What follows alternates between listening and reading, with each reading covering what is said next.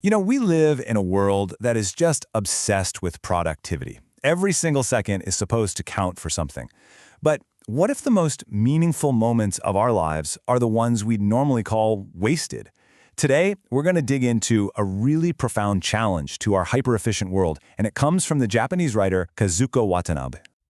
So let me just start by asking you this. Do you ever feel that pressure? The need to make every single moment count?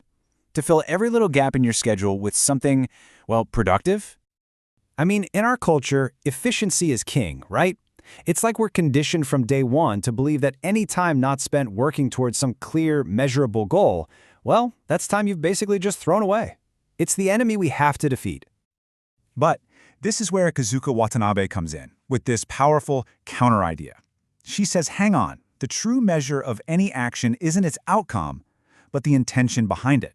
As she puts it, without love, even our greatest, most efficient accomplishments are, they're useless. Okay, so let's dive right into this. This is the central idea, that true, deep, profound love is often hiding in the very actions that our society would label as futile, inefficient, or even just wasteful. What Watanabe is asking us to do is make a really radical shift in our thinking. It stops being about the final result, the thing you can hold or measure. Instead, it's all about the intention. The real value isn't in the product, it's in the love that gets poured into the process. Now, I know this might sound a little abstract, but there's a story that Watanabe often shared about Mother Teresa that makes this whole idea incredibly clear and really practical. So just picture the scene for a second. You've got Mother Teresa working in the streets of Calcutta, tending the sick and the dying, and someone comes up to her, looks at this just immense scale of suffering, and basically asks her, what's the point? This person was looking at her work through that lens of efficiency. Her efforts just seemed like a single, tiny, futile drop of water in this huge, thirsty ocean of need. I mean, by that logic, it's a completely wasted effort. But her response is just, wow. It's so profound. She completely reframes the entire argument. She doesn't deny that her contribution is small. No, instead, she says that the ocean is made of these seemingly insignificant drops. That wasted act, she shows us, is actually essential. Okay, to get this concept of futile love on an even deeper level, Watanabe makes this really critical distinction between liking someone and loving them. And they are not the same thing. So liking, she explains, that's just a feeling. It's passive. It's easy. We like people who are pleasant or fun to be around. But loving is something totally different. It is an active, conscious choice. It's a decision you make to give value to another person, a deliberate act. And here is the absolute crucial insight. True love shines brightest not when it's easy, but when it's really, really hard. To choose to love someone you don't even like, that, according to Watanabe, is a heroic act.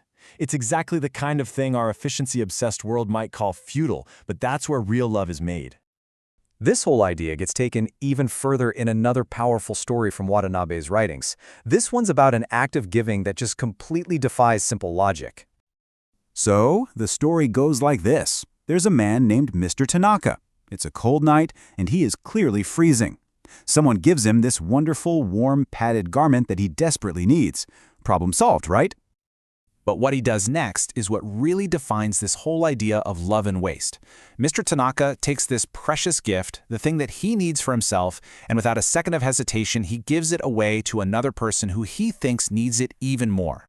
I mean, if you're just looking at this from a logical, utilitarian point of view, it's a terrible decision. It's inefficient, it's wasteful. He had the solution and he just gave it away. But from the perspective of love, it is the most meaningful, most valuable action imaginable.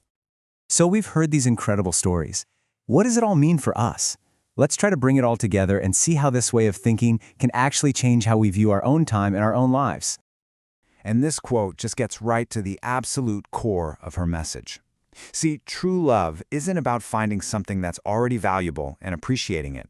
It's about creating value through your love, especially for those people the world might just overlook. We've seen it over and over in these examples, haven't we?